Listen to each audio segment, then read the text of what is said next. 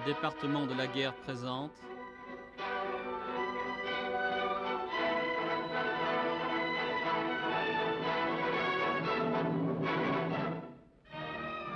Memphis Belle, l'histoire d'une forteresse volante.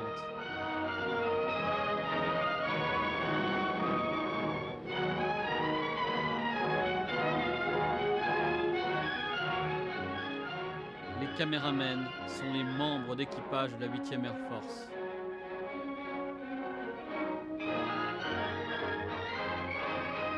Unité de tournage des armées.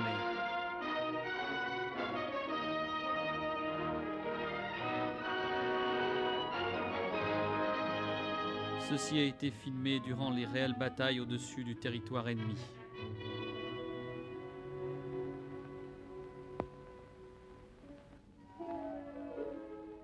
Angleterre.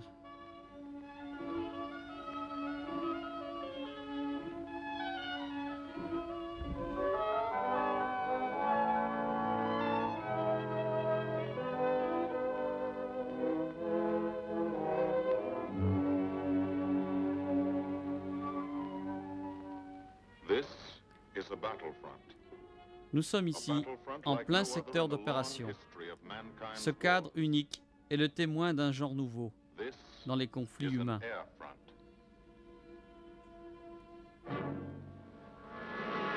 La guerre aérienne.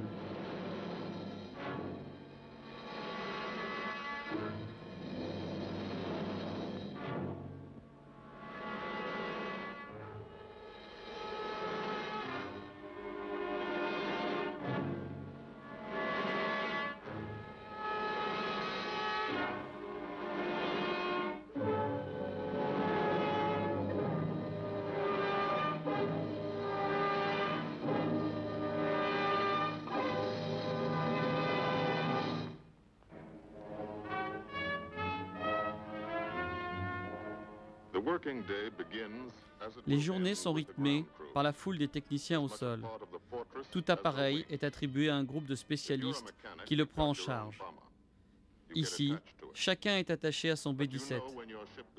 Alors le travail est plutôt fignolé. Pas question de perdre un bombardier, par négligence technique surtout. Lorsque l'avion décolle, il est garanti.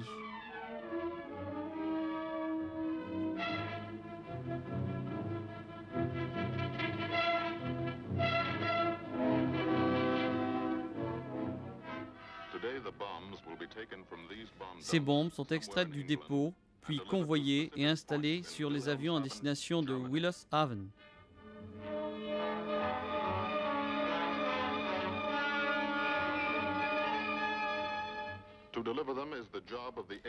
Le travail attribué à la 8e Air Force est simplement de les transporter et de les délivrer à l'heure et à l'endroit prévus.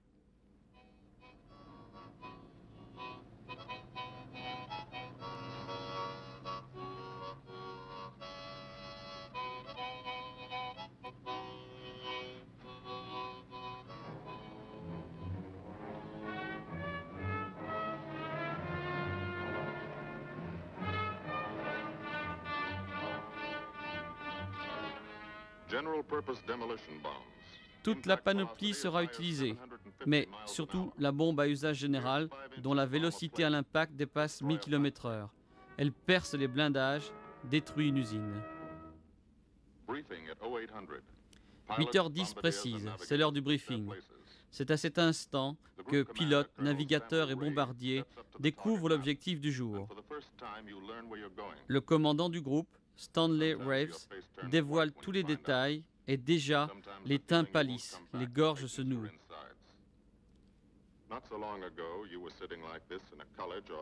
Pour ces jeunes hommes, tout juste sortis des écoles américaines, l'instant est grave.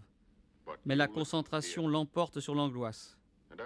Le professionnalisme sur l'émotivité, pas le temps de s'apitoyer sur son sort. Juste s'imprégner des paramètres de la mission. Point de rendez-vous, type de formation, heure zéro, cap aller-retour, chasse et artillerie ennemie, itinéraire de déroutement. Plus les consignes en cas de coup dur de captivité, gardez le silence.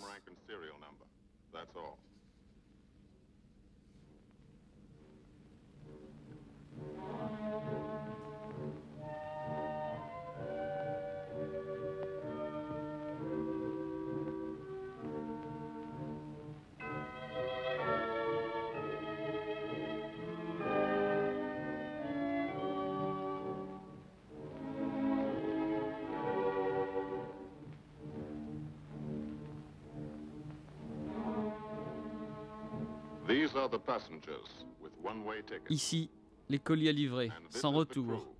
Là, l'équipage nécessaire à la livraison, à bord du Memphis Belle. 324e Squadron, 91e groupe, bombardement lourd. Juste un équipage dans un escadron d'un groupe au sein d'une escadre, attaché à une division aérienne, parmi 15 autres.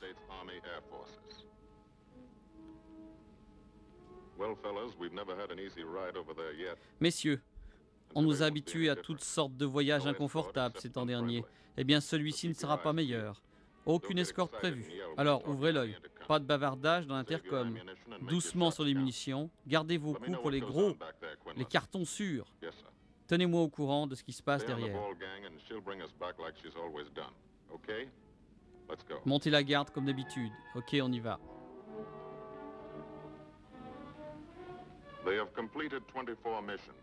Avec 24 missions à leur actif, ces hommes opèrent à la manière d'un véritable gang. Sûrs de leurs réflexes et de leurs méthodes, cet équipage représente une telle valeur d'expérience aux yeux du commandement qu'il sera rapatrié outre-Atlantique pour être versé dans une école de conversion où il enseignera à son tour.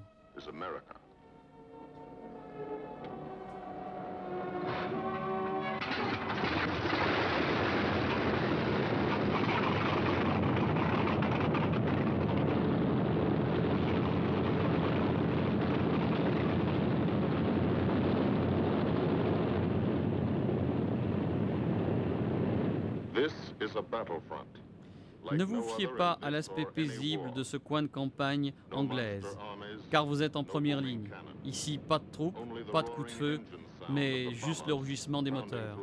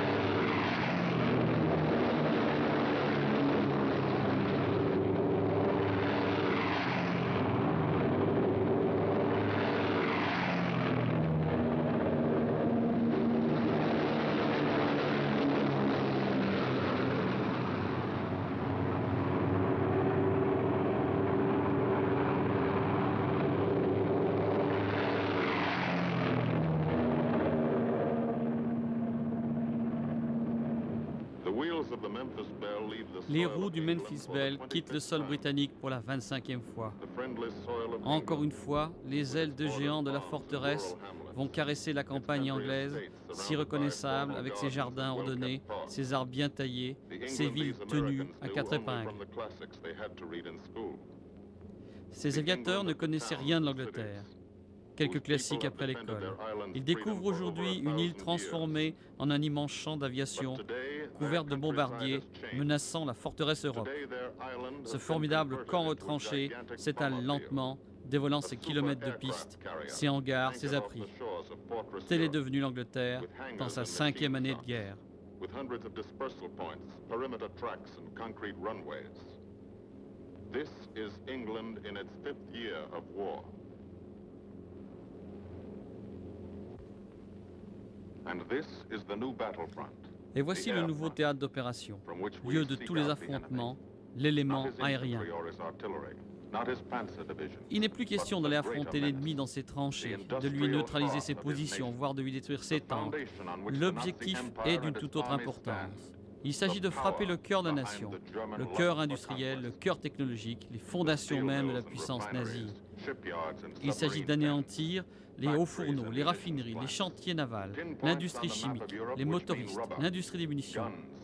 Il s'agit de rayer de la carte chaque objectif significatif alimentant la machine de guerre nazie. En caoutchouc, huile, avions, camions, roulements à billes, sous-marins, matériel. Cette tâche est confiée à ces hommes, par équipage de 10 dans chaque B-17. Comme dans le Memphis Belle, muni de leur chargement mortel, le capitaine Morgan, ingénieur, originaire de Caroline du Nord, il a convoyé le B-17 des États-Unis. Second pilote, capitaine Morinus, administratif en université, Connecticut. Opérateur radio-mitrailleur, sergent Somme, employé de bâtiment.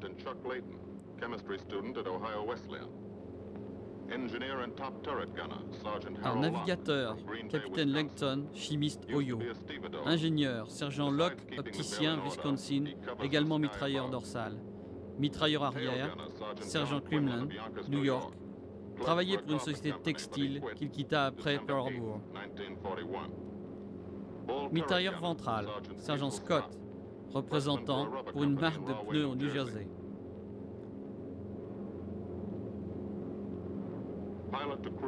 Pilote à l'équipage, 10 000 pieds, passé sur oxygène. Affichant 300 pieds par minute, l'appareil poursuit sa montée. Suite des présentations, le bombardier, capitaine Evans, gérant d'une société de transport au Texas. Mitrailleur au sabord. À droite, sergent Winchell, employé à Chicago. À gauche, Nastal, réparateur électroménager à Détroit. Maintenant, très à l'aise avec ses calibres 50 qu'il bichonne constamment.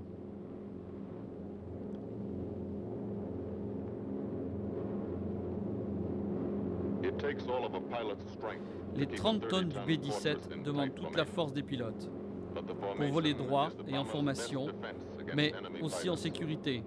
Et c'est à ce prix. Voler bien ensemble constitue la meilleure défense contre les interceptions.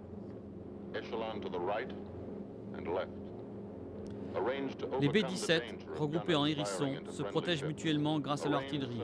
Déployés en boxe, ils s'étagent verticalement et aussi de part et d'autre d'un axe central. Cette géométrie permet deux choses, d'éviter ses propres tirs défensifs, d'assurer le feu le plus concentré dans les 3 dimensions.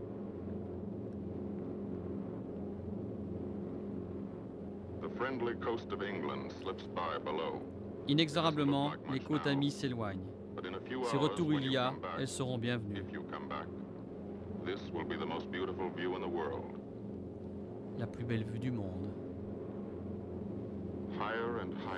L'obsession de tous est alors l'altitude. Les 25 000 pieds recherchés. Et ils sont encore loin, ces 8 000 mètres. Il faut les gagner, un à un, pour n'être plus qu'un point minuscule, un petit point invisible, insaisissable. 8 000 mètres, c'est si haut que sans oxygène, en 1 minute, c'est la perte de conscience.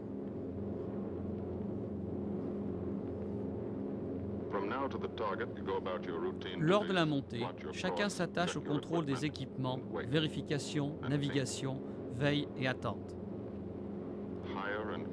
Toujours plus haut, et bien sûr toujours plus froid, avec moins 40 degrés. Si vous perdez un gant, vous perdez l'usage des doigts. Les reflets du monde extérieur semblent irréels. Engivrant, le plexiglas scintille.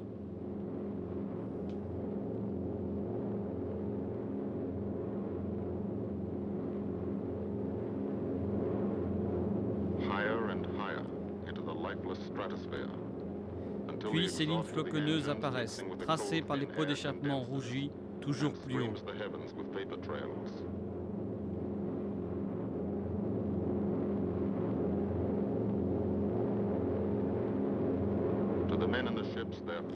Si pour les équipages, la scène est d'une spectaculaire beauté, elle marque aussi le début d'une nouvelle inquiétude. La terrible indiscrétion de ces sillages est une telle menace.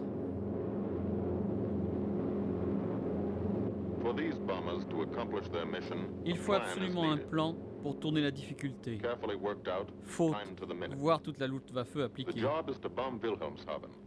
Le but recherché est Wilhelmshaven, la destruction de sa zone industrielle de façon la plus économique possible. Voici un plan des forces ennemies. Ces aérodromes, dispersés, pour chaque silhouette correspond une escadrille. Ajoutons l'artillerie massive, précise et le long du littoral. Les stations radar qui, elles, alertent. Notre plan, il divise et affaiblit les défenses adverses. À 13h13, juste après les décollages, 6 groupes d'appareils s'approchent en 6 caps différents. La force bleue, Blue Force, 100 bombardiers B-24 libérateurs. La White Force, force blanche, 300 B-17 forteresses.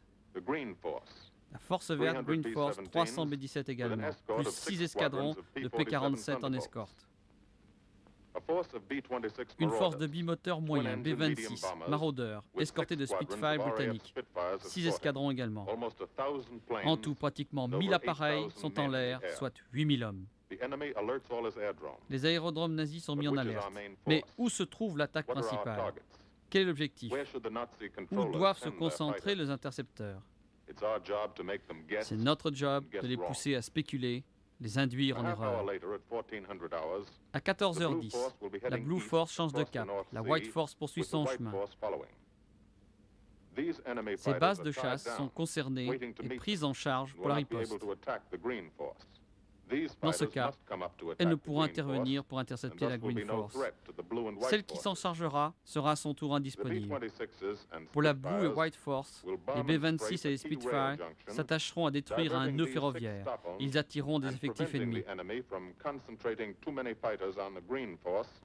La Green Force en profitera pour achever son trajet prévu sur une usine d'avions à Hanovre. À 14h30, la Blue Force arrive en vue des côtes nord-ouest de l'Allemagne. Stupeur. Quel est son objectif? Flensburg? Le canal de Kiel? Ou bien va-t-il virer sur Hambourg? Wilhelmshaven? Emden? En fait, ce n'est qu'un leurre destiné à feinter les intercepteurs. Pendant ce temps, la White Force déboule sur les docks de Wilhelmshaven. À 15h10, alors que la White Force est sur l'objectif, seule une partie des chasseurs de la région est en mesure d'opposer une résistance. La Blue Force ayant parfaitement réussi dans sa diversion au nord, ainsi que l'attaque simultanée de Hanovre. Voici donc le plan de bataille à l'ordre du jour, étudié et approuvé par les autorités.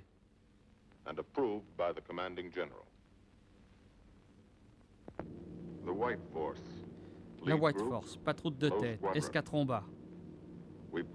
Nous avons franchi les zones sous contrôle radar allemand. Nous sommes attendus.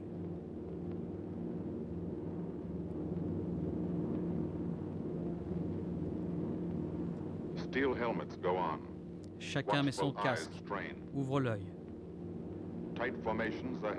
Vu d'en haut, la côte allemande est semblable aux autres.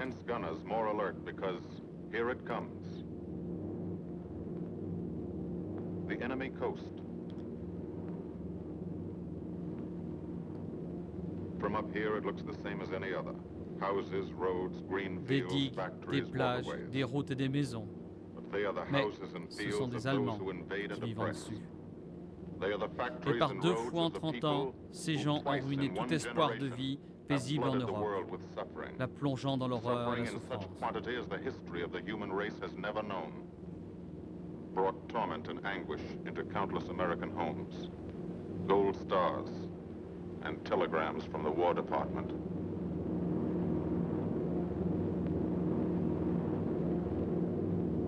The Les premiers coups de flak, semblent inoffensifs et silencieux, mais déjà bien ajustés, sans doute grâce au pointage radar. 8 mètres plus bas, les artilleurs calculent la vitesse, l'altitude, le cap. Attention aux prochaines salves, ne pas être sur leur chemin.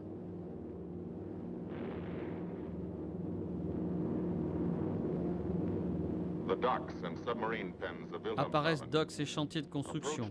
Aucun écran ne peut les masquer des sous-marins.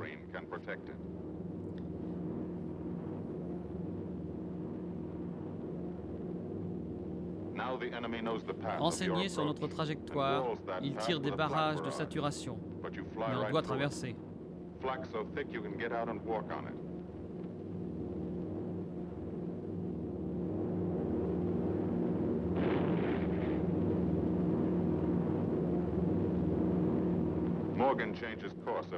Morgan change de cap toutes les 15 secondes pour leurrer les gars de la flak.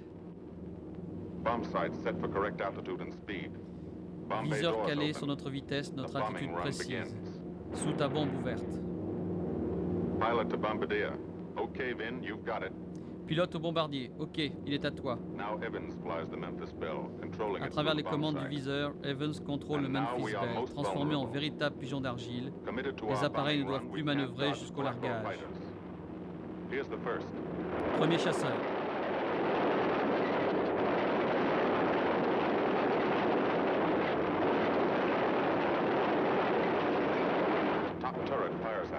Tourelle dorsale. Evans ignore le combat, impassible, il estime sa dérive.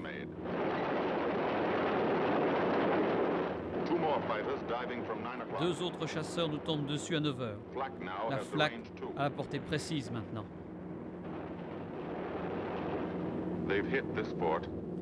Touché, cette forteresse poursuit son run malgré l'incendie à bord.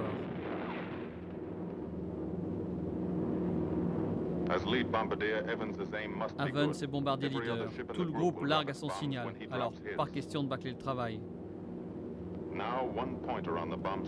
Lorsque ces deux marqueurs sont alignés, la réticule bien centrée, contact et bombe larguée.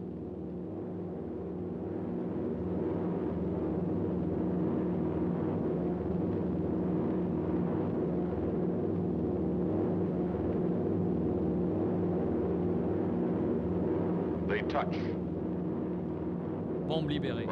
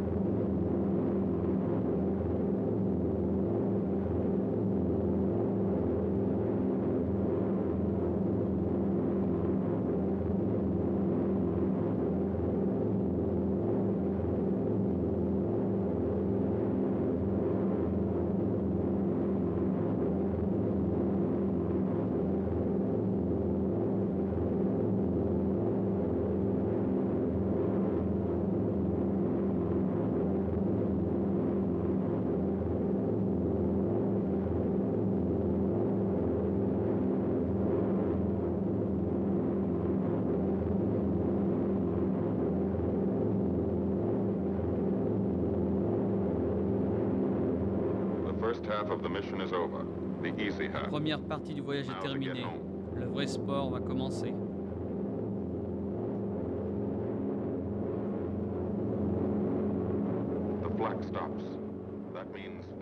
Quand la DCA stoppe brusquement, c'est mauvais signe. Les chasseurs sont là. Ils vont nous coincer. Ils sont quelque part, mais où? Dans la lumière, aveuglante. Ils manœuvrent. Chasseurs à 6 heures sur nous. Furieux, un insecte noir, des éclats, il nous allume. 2300 coups par minute. C'est tout ce qu'on voit.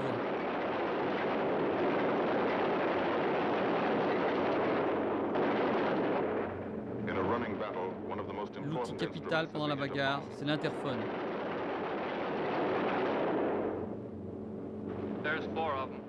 Ils sont 4 à 1 heure au-dessus. C'est pour nous, ils descendent.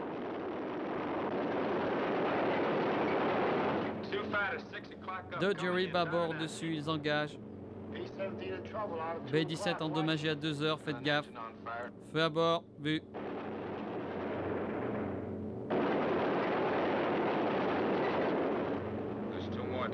Deux autres sur la forteresse endommagée. Ouvrez l'œil à 9 heures, 3 autres approchent. En virage à 10 heures. Cherchez partout, partout. Un break, 11 heures, un break, 11 heures. Je vais me le faire. 360 degrés à 2 heures, un autre paire à 10 heures. Ne les quittez pas des yeux, ceux-là. J'ai la mire sur eux.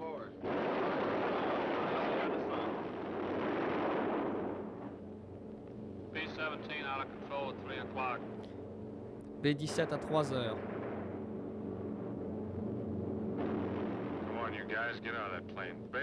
Allez les gars, sortez de là, sautez. Il y en a un qui est sorti de l'assaut, j'ai vu. Le mitrailleur de queue a sauté. Surveillez les chasseurs. Vous avez vu des parachutes?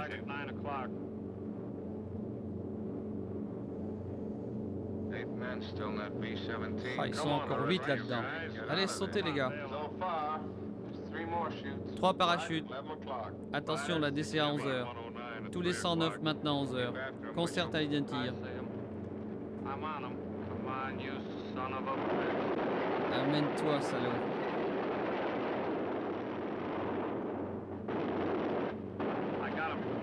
Je l'ai. 2 autres, ils descendent. Chasseur à 2 à 10 heures. Arrête-moi, c'est de l'atome. Il nous tombe droit dessus.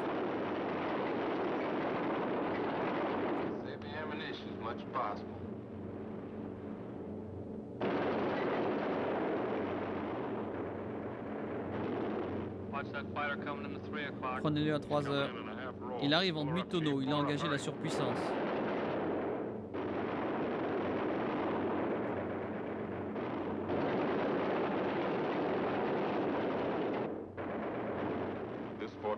Cette forteresse est mal en point. Moteur en feu, elle perd vitesse et altitude. Dans une minute, elle sera isolée, face à la flaque et face aux chasseurs.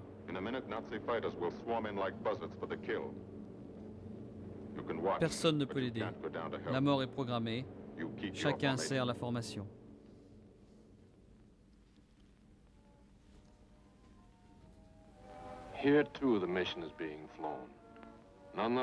Ici également, la tension est extrême. Ces hommes de l'arrière ont suivi la mission point par point. Demandez à ces hommes ce qui se passe et ils vous répondront. Ils vous diront quel drame ils vivent, l'œil rivé sur la montre. Attendre et attendre encore pour compter les équipages. Ceux qui reviennent. Se rendre à l'évidence et dénombrer les absents. S'ils n'ont pas l'air inquiets, s'ils n'ont pas l'air tendus, c'est juste pour masquer leur angoisse. Et sans le montrer, chacun monte la garde en attendant le retour.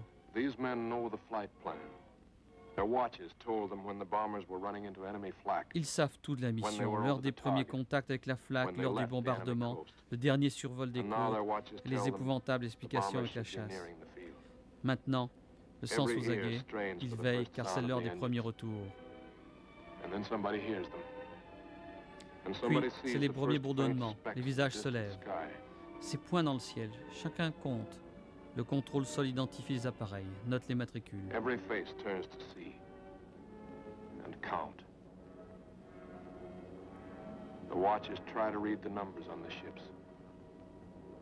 Tout est contrôlé. Ceux-là ont priorité absolue à l'atterrissage. La fusée blanche indique qu'il y a des blessés à bord. Depuis les fenêtres de l'hôpital, des visages fascinés observent la scène. Ils savent ce que c'est. Ils ont déjà donné. Des heures d'attente dans un avion criblé d'éclats, allongé par terre, une perfusion et les camarades luttant pour maintenir l'appareil.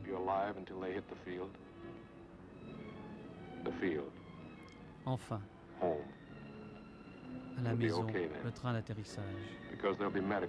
Tout ira bien, pas de soucis médicaux. On est pris en charge dès que cet avion s'immobilise.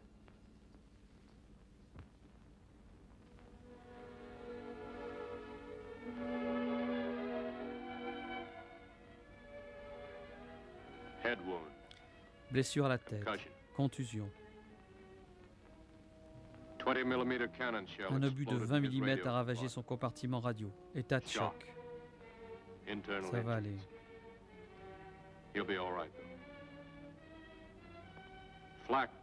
Celui-ci est criblé d'éclats de snarple. La jambe du pilote n'est pas belle à voir. Souvenir des docks de Wilhelmshaven. Cet homme est pris en charge par la Croix-Rouge. Celui-ci également, mort en service.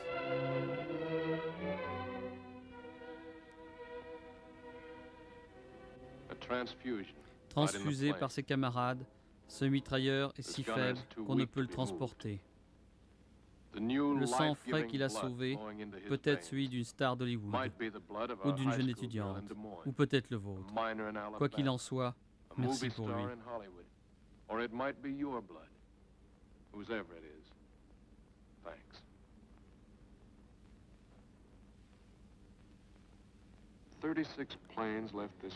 36 quadrimoteurs ont quitté le terrain ce matin. En voici 6 autres. Cela fait 20 retours, puis un 21e.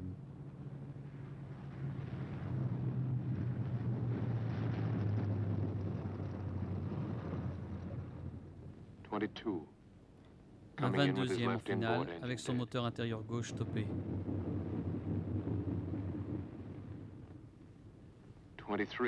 23 maintenant. Hélix extérieur gauche en drapeau. 24. Southern Comfort, sans une bonne partie de sa dérive laissée sur place. 25. La dérive presque totalement arrachée. 26e, curieusement sans avarie. La tour de contrôle indique le retour de 2 autres appareils sur un terrain voisin, dont un crash landing, équipage sauf. Cela fait 28. 29e atterrissage. Un peu sur les roues avant, mais... Puis debout sur les freins. Le pilote est blessé, il a fait son boulot. 29 forteresses. Il paraît que c'est bien. 29 sur 36. Les pertes sont lourdes. Mais c'est l'ennemi bien pire, sans doute. Nous avons démoli une usine d'avions, un carrefour ferroviaire, des docks et ateliers maritimes. Ça, pour la partie visible des dommages. Mais peut-on dénombrer les torpilles qui ne pourront être tirées par l'ennemi? Le nombre de cargos ainsi épargnés. Les vies sauvées chez les marins, parmi les soldats, tous ces bénéfices sont apportés au crédit de ces équipages.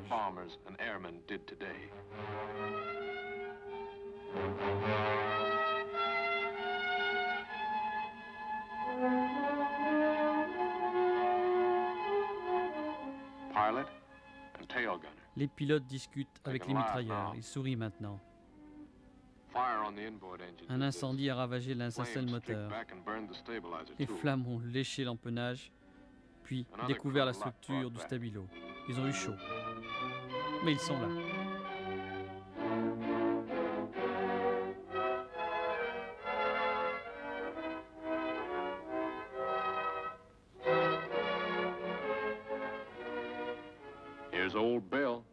The Old Build, un très bon appareil.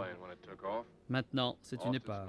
Nez explosé, compartiment avant saccagé, pilote, armurier, bombardier, tous blessés.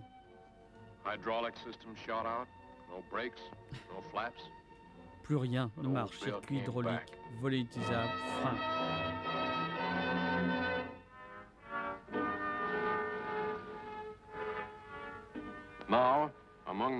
Maintenant, c'est l'heure de commentaires.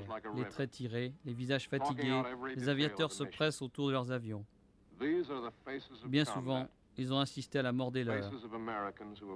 Ils sortent de l'arène encore chargés de tensions nerveuses qui ne les a pas quittés un instant. Pas d'humeur pour les photos.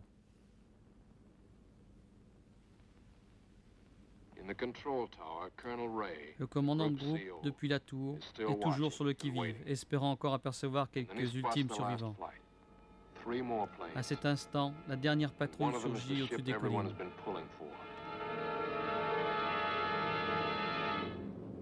Memphis Belle. À sa tête, la forteresse la plus célèbre du moment, Memphis Belle. The last few miles of this trip have Pour been ses a occupants, joyride. les quelques miles Train qui is restent à over. parcourir sont un They galop can leave d'honneur. their guns now. Maintenant, ils vont Now rentrer they chez know eux, they're going to go laisser home. l'Angleterre à To d'autres. Spokane, Et ils ont bien Green Bay, l'intention de savourer Asheville, l'instant. Detroit, Chicago, Fort Worth, and Yonkers. Bientôt, Spokane, Green Bay, Asheville, Detroit, Chicago, Fort Worth. The bell comes in for her La landing, belle de Memphis but first en finale. Morgan buzzes the field, s'aligne. cuts the grass with the giant Le premier fortress. pilote, le capitaine Morgan, ne résiste pas au plaisir d'une remise de gaz. But this is a special occasion. En coupant le parking, il affiche pleine puissance.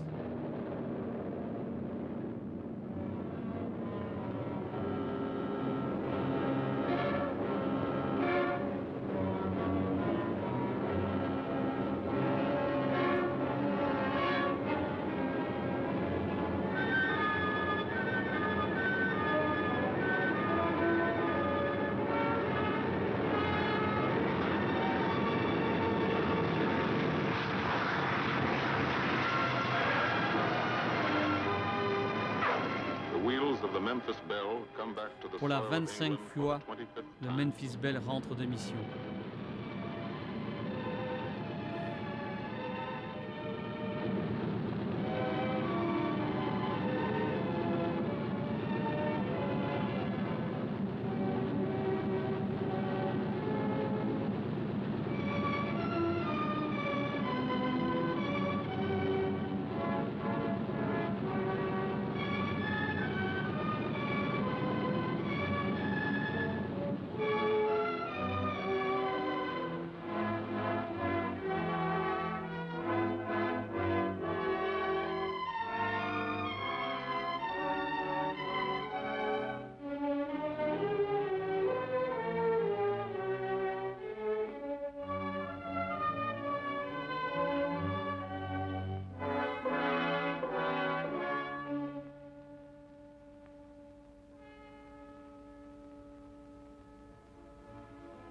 This is a day they will never forget. Cet instant magique restera dans leur mémoire.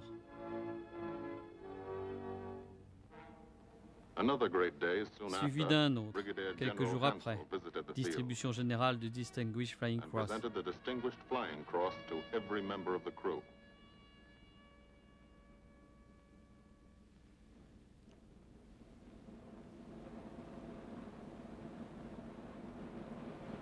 And then Puis- there was another day. Une autre cérémonie.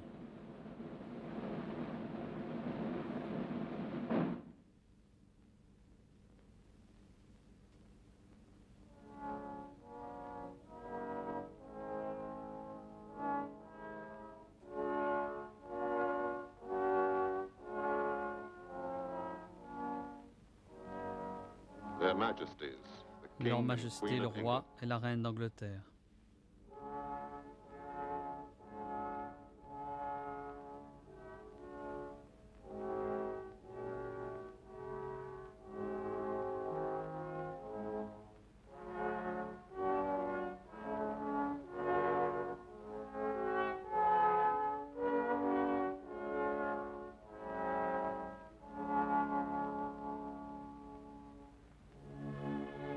Johnny Quinlan never thought anything Johnny like this would Quinlan happen to n'en him croyait when he pas left ses Yonkers. yeux.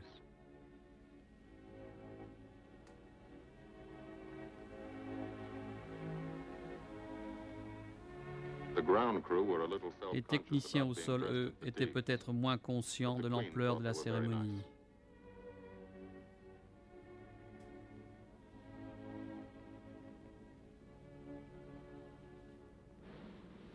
Finally, two more visitors came. Deux autres General prestigieux Aker, visiteurs se commanding the 8th Air présentèrent. Force, and Le General général Debus, Eaker, US commandant la commander 8e of Air the Force. European Theater. The Bell crew received Le général them in flying Debus, clothes, commandant US du secteur Europe. as General Aker read the order for what he called their 26th L'équipage du Memphis and Belle most les reçut en important tenue de vol. Il prit connaissance Return de to sa America to 26e train ultime new mission. crews and to tell the people what we're Retourner aux doing here, USA pour To thank them enseigner for son their expérience help and aux jeunes support. recrues. and tell them to keep it Parler up, de notre so we engagement en can keep Europe, it up, remercier le peuple de son so we can effort. bomb the enemy Il again nous permet and de again, poursuivre le combat et and de bombarder again l'Allemagne until he has encore had et enough. encore, jusqu'à la fin. and then we can Là, all come home. Nous rentrerons tous.